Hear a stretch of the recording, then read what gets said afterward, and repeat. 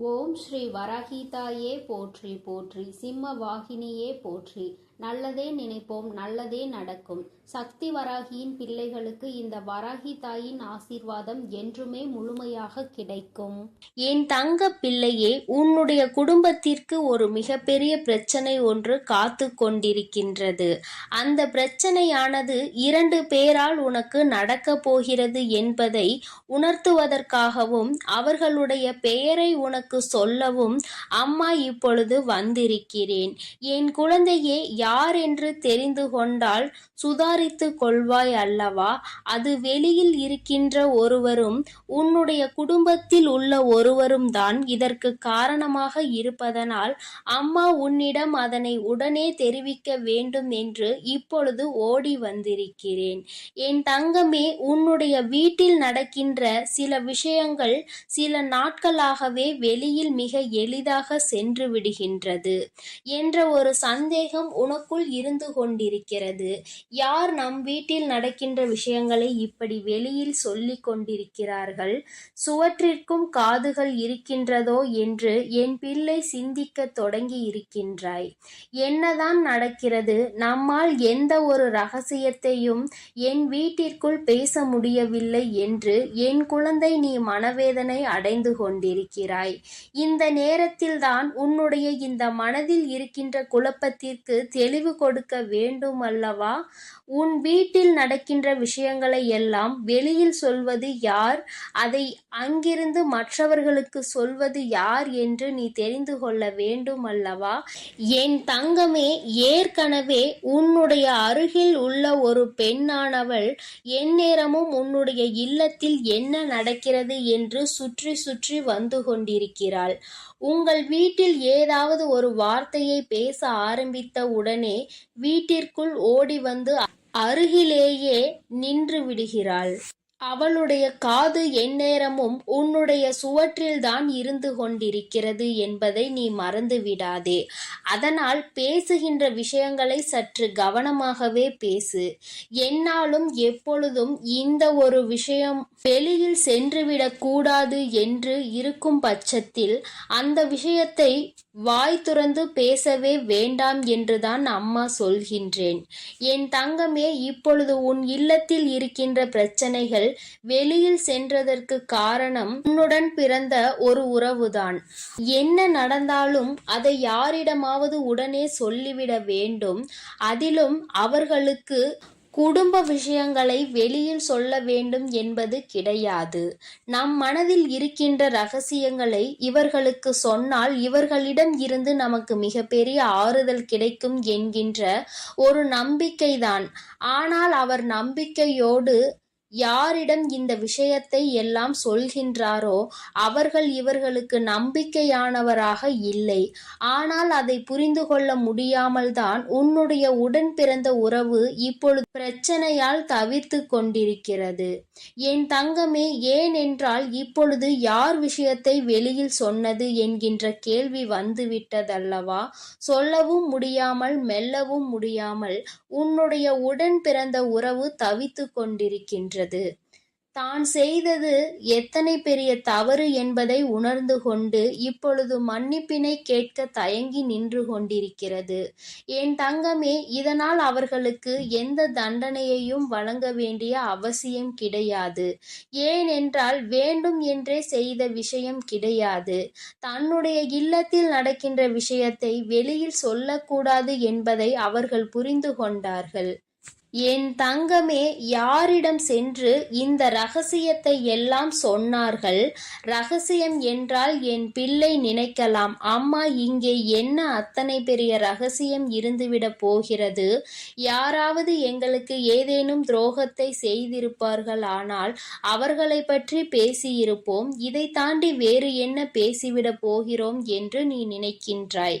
என் தங்கமே, நீ யாரை பற்றி பேசினாயோ அவர்களை பற்றி பற்றிய விஷயங்கள் அவர்களை சேர்ந்து விட்டது என்பதுதான் இங்கே விஷயம். என் தங்கமே, அவர்களுக்கு அது தெரிந்ததனால் உனக்கு நிச்சயமாக அதனால் எந்த பாதிப்பும் ஏற்பட போவதில்லை.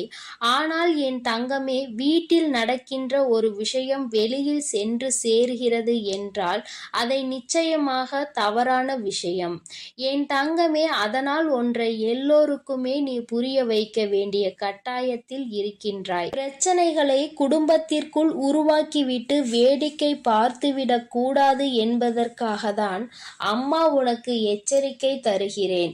என் தங்கமே, இப்பொழுதெல்லாம் நீ வாழ்க்கையில் முன்னேற வேண்டும் என்று நினைக்கிறாயோ அப்பொழுதெல்லாம் இந்த வாழ்க்கையில் நீ செய்ய நினைக்கின்ற செயல்களை சரியாக செய்ய வேண்டும் என்று நினைக்கிறாயோ அந்த நேரங்கள் எல்லாவற்றிலும் உனக்கு ஏதாவது ஒரு தடங்கள் வந்து கொண்டேதான் இருக்கிறது.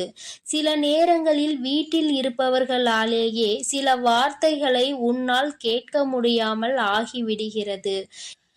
ஏனென்றால் எல்லோருமே எப்பொழுதும் உன்னை போல சிந்திப்பதில்லை. சிலர் நேர்மறையாக சிந்திக்கின்றார்கள், சிலர் எதிர்மறையாக சிந்திக்கின்றார்கள். இன்னும் சிலர் எதை சிந்திக்க வேண்டும் என்று தெரியாமல் உட்கார்ந்து கொண்டிருக்கிறார்கள். நாம் நம் வாழ்க்கையை நம் இஷ்டத்திற்கு வாழ்ந்துவிட்டு போவோம். இங்கு யாருக்கும் எதுவும் சொல்ல வேண்டிய அவசியமும் இல்லை, யார் பேச்சையும் கேட்க வேண்டிய அவசியமும் இல்லை என்று நினைத்து வாழ்ந்து கொண்டிருக்கிறார்கள். என் தங்கமே, ஒன்று இது போன்றவர்கள் வாயில் இருக்கின்ற விஷயங்கள் எல்லாமே வெளியில் விரைவாக சென்று சேர்ந்துவிடும். இன்னொருவரிடம் சொல்வதன் மூலமாக அவர்களுக்கு ஆறுதல் கிடைக்கிறது என்று அவர்கள் நினைக்கின்றார்கள். ஏனென்றால் அவர்களுக்கு துணைக்கு பேசுவதற்கு ஆள் தேவைப்படுகிறார்கள். அருகில் உள்ள யாரை ஏனும் பழக்கம் வைத்து கொண்டு இது போன்ற சுவாரஸ்யமான கதைகளை அவர்களுக்கு தெரிவிக்கும் பொழுது அவர்களும் தினமும் இவர்களை தேடிக் கொண்டிருப்பார்கள். இவர்களுடைய எண்ணம் அவர்கள் நல்ல எண்ணத்தில் தேடுகிறார்கள் என்று. ஆனால் உண்மை அது கிடையாது. அவர்கள் யாரை தேடுகின்றார்களோ அவர்களிடம் இருந்து நல்ல செய்தி, மற்றவர்கள் குடும்பத்தில் நடக்கின்ற செய்தி, அதை தெரிந்து கொள்வதற்கு அவர்களுக்கு அத்தனை ஆர்வம் அதிகமாக இருக்கிறது. அதிலிருந்து அவர்களுக்கு சந்தோஷம் கிடைக்கிறது. அதனால்தான் அவர்கள் இவர்களை தேடுகிறார்கள் என்பதை உணராமல் தான் இப்படி செய்து கொண்டிருக்கிறார்கள்.